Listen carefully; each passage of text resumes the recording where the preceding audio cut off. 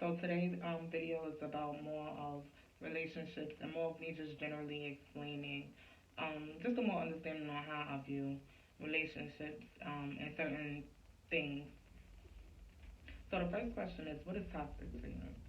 Toxic to me is basically losing yourself, not being or doing the things that you used to love or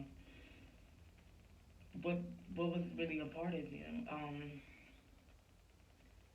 Disturbing your peace, of course. Anything that don't bring you peace, and is I'm highly on this now. Anything that doesn't bring you peace has to go.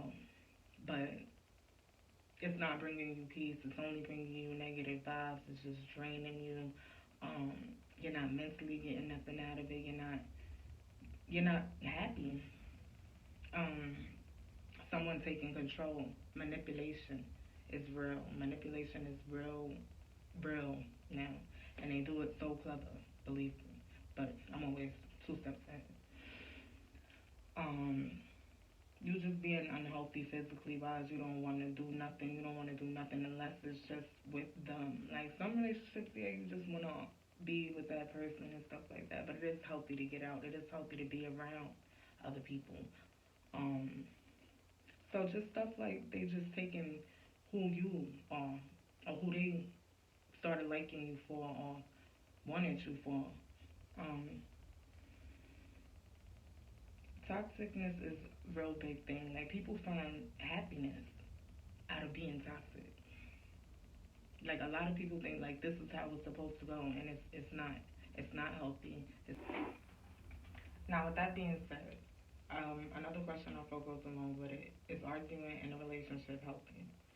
To some extent, I truly believe arguing in a relationship is healthy. If you arguing and you get to hear that person and they needs and wants, mostly arguments go off of because that person probably feel like they're not being heard or something is still repeating. Um, if you actually are going through an argument and you can get out of it and you don't have to go to the extent and disrespect and call that person out their name, belittle that person, um, walk away easily, like stuff like that, then no, argument wouldn't be healthy. Um, Healthy, I would feel that the healthiness for arguments, I would say, would be um, you could see how much they care for you.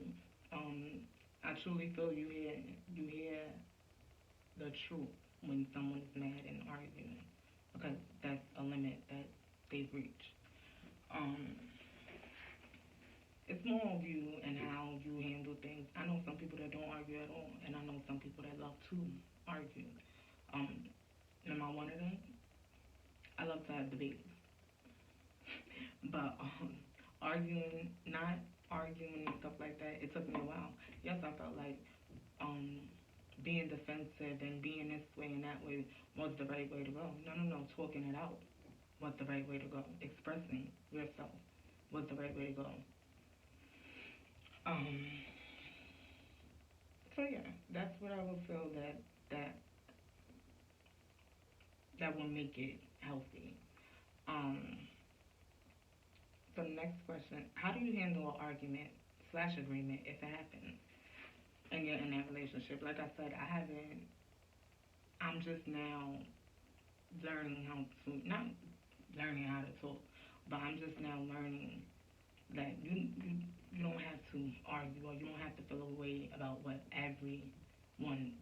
that person is saying. Hear them out first. Hear them out first because it they're trying to say something. Um,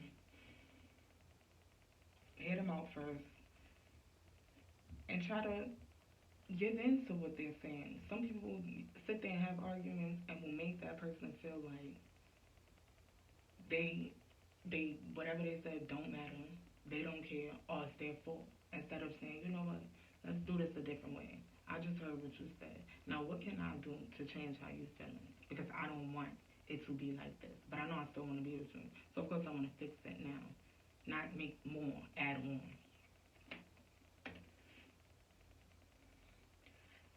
The last question basically is, how did you leave your toughest relationship? So your hardest relationship, something that someone that you truly love, or it could be a friendship, best friend, whatever the case may be. Specifically, I'm talking about relationships.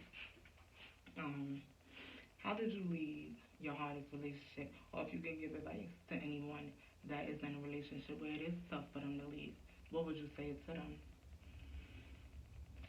I've had probably about two rough, toughest relationships, I would say, and whew, it was a mental thing I had to do for myself, because when you're in a relationship, it starts to mentally get to you.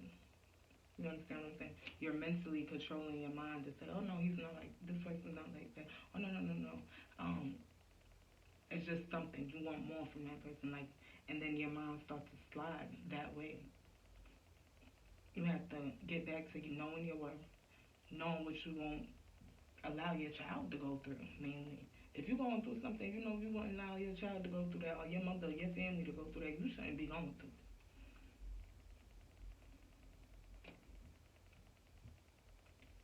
Like I said, reevaluating yourself, remembering who you are. When you holding on to old memories, it becomes what you start to live off of, or a fantasy of what you would hope it would be eventually. And it's like, let it go. Go get what you're asking for. Because it's going to be someone that's going to give that to you. It's going to be someone that's going to, you don't have to question. You don't have to, no, no, no, that man, it's going to be everything. Because they know losing you is not worth it. So, leaving my toughest relationship, it was a mental thing I had to get to myself. I had to do to myself. Remember who I was. Remember that the power of me is in my head and not in his mind or hands or whatever the case may be. It's, you don't have that power of me. I'm in control of myself. If I want to change something, I'm gonna change it. If I'm not happy, I can make myself happy. You understand what I'm saying? Don't put your feelings, your emotions in someone that's not giving you nothing.